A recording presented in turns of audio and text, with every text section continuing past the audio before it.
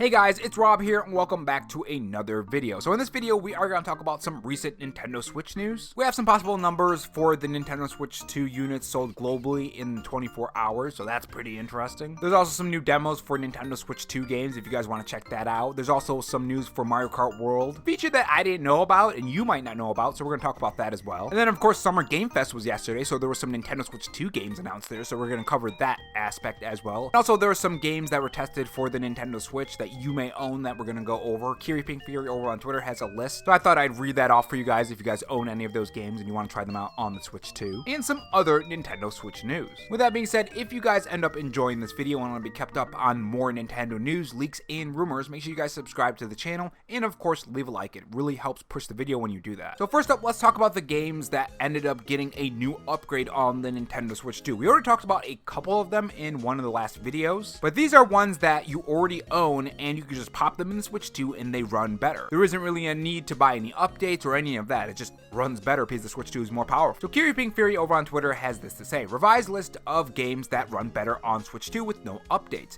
Thank you guys for this. Feel free to keep adding more if you like. The bug for Smash Ultimate will be patched soon. So the first one on the list is Bayonetta. That's going to be 60 FPS. Hyrule Warriors Age of Calamity, it now has a stable 30 FPS. Smash Ultimate, it has a bug for Mii Fighters, but it runs more stable. There's also Fire Emblem Warriors and Fire Emblem Tree Hopes.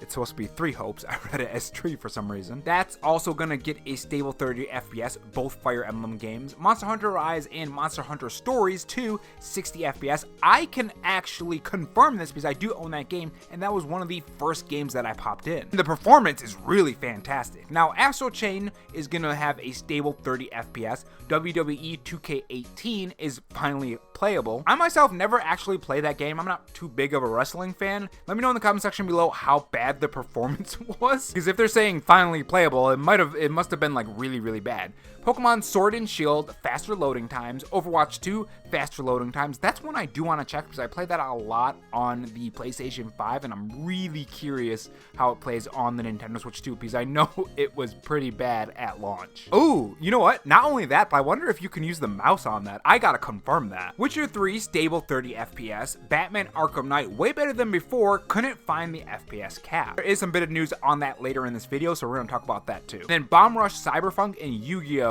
Are also two games that got some sort of increase, but they don't really list what it is. Let me know in the comment section below if you tried those two, Bomb Rush Cyberpunk and Yu-Gi-Oh! But yeah, pretty interesting stuff, guys. Moving on to the next topic, we do have a new demo for Street Fighter 6. If you go to the eShop, there is a demo to download and you can try it out. This is what Crockle Clock has to say. Nintendo Switch 2 gets the first free demo in the form of Street Fighter 6. Next up, let's talk about Mario Kart. So apparently Mario Kart does have LAN party mode. This is something I didn't know, and I just want to cover this part just so people who don't know do know now. So Go Nintendo has an article that says Mario Kart World includes a 24-hour LAN party mode. Mario Kart Deluxe had a somewhat hidden LAN party mode that let you connect up to 12 Switch units together for some serious local multiplayer action. Turns out that mode has returned to Mario Kart World and it literally doubles the insanity. Mario Kart World does indeed have a LAN party mode just like Mario Kart 8 Deluxe before it, and it allows for 16 to 24 players to get in on the fun. All you have to do to access the LAN party mode is hold L and R, then click the left Joy-Con, and that's the Joy-Con stick by the way, which then will change the wireless play option into LAN mode. So there you have it, guys. If you guys didn't know how to do LAN mode on Mario Kart World, that's exactly how you do it. And next up, circling around to the Batman Arkham Knight thing about the Nintendo Switch 2. If you guys didn't see this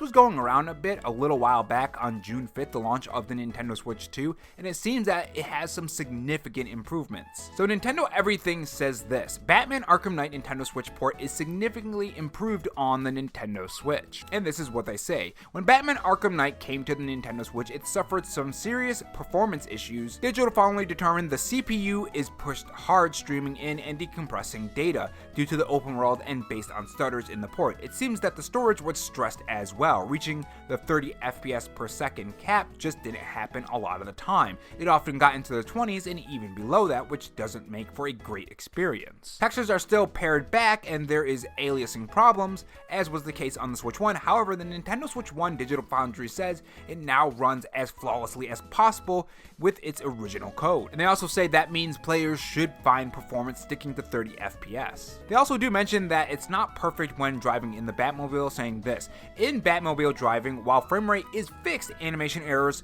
hover into view. I'd be really curious on how many games are like this where it does perform better, but just because it was made for the Switch 1, it still has issues running on the Switch 2, and also if developers even make any updates in the future for the Nintendo Switch 2 so it just runs fine. This is one such game that I think would benefit from it, and the game itself is very controversial, but I enjoyed from what it was. I have it on the PS5, well technically the PS4, but it runs really well on there, so I've played through it. I've never played on the original Nintendo Switch because I had it for that, but let me know what your experience is there, and if you played it recently, let me know how well it runs, because I may pick it up later on. Moving on to one of the last topics, we have two more. Nate the Hate says Red Dead Redemption 2 will be getting a next-gen update and will be coming to the Switch 2 later this year, according to Switch to Stock over on Twitter. Now, the interesting thing about the Nintendo Switch 2 is we know that June Xbox Showcase for Xbox is coming. I don't know why I said Xbox twice. It is coming on June 8th. I said June 8th twice too. And the interesting thing I like to see there is more games for the Nintendo Switch from Xbox. I'm going to be really curious on what exactly they're going to bring over, if there's going to be any new updates for the stuff that's already on the Nintendo Switch, and overall how, like, going forward in Summer Game Fest, how much games are going to be announced for the Nintendo Switch 2. Yesterday's Summer Game Fest, there wasn't a lot announced for the Nintendo Switch 2, and if that does continue, I do wonder if Nintendo is going to end up holding a Nintendo Direct, even if it's just like a partner direct. In fact, I think that would probably be a better option than showing it at Gamescom, to do a partner direct. My theory still stands that we're going to get a September Nintendo Direct, and Nintendo's not going to show any games for the Nintendo Switch 2 yet, but it's pretty interesting to see nothing for the Nintendo Switch 2 just yet when it comes to new games from Summer Game Fest yesterday. There is a current rumor from Nate the Hate that he says that by the end of summer there's gonna be a release date, so I'm guessing we'll actually see some sort of release date from that soon. But yeah, the last topic is something that we found out from the Japanese eShop when it comes to Pokémon Legends Z-A. Pokémon Legends Z-A has no multiplayer capability at this time. This information comes from the Japanese eShop according to Hidden Power Pod over on Twitter. I do think that's kind of unfortunate because I think just doing a multiplayer in Pokémon Legends Z-A would be pretty cool. It's always fun to play games with friends, so having multiplayer there, even if it's kind of like an added tack-on thing, I think would be pretty fun. Now, of course, that's just for now. Maybe when they show more in the presentation that they're going to be holding in July, maybe they'll show off some multiplayer and it'll get changed. That's entirely a possibility. Actually, let me know if you guys would like to have multiplayer in Pokemon Legends Z-A, or do you just not care about it? And that is all the topics for today, guys. Let me know what you guys think about it in the comment section below, and I will see you guys in the next video. Take care.